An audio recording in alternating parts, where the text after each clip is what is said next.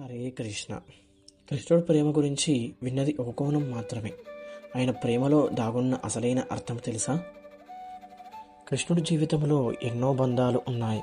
సుధామతో స్నేహం, రాధతో ప్రేమ, యశోదమ్మతో వాత్సల్యం.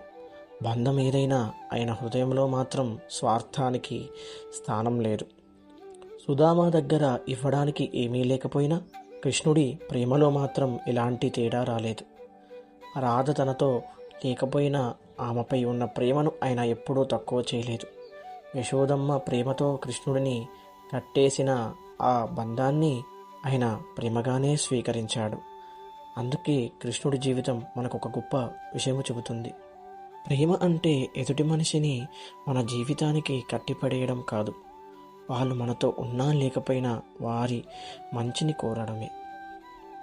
కృష్ణతత్వంలోని ఒక అద్భుతమైన వాక్యం ఉంది. అనిత్యమ సుఖం లోకమిమం ప్రాప్య భజస్వ మమాం. ఈ లోకం శాశ్వతమైనది కాదు, శాశ్వతమైన ఆనందం కూడా ఇక్కడ దొరకదు. కాబట్టి నన్ను ఆశ్రయించు, నన్ను స్మరించు అని శ్రీకృష్ణుడు బోధిస్తున్నాడు. అందుకే బంధాలను ప్రేమించు, కానీ వాటిపై అధికారం చూపించకు. మనుషులను గౌరవించు, కానీ వాళ్ళను నీ సొంతం అనుకోకు.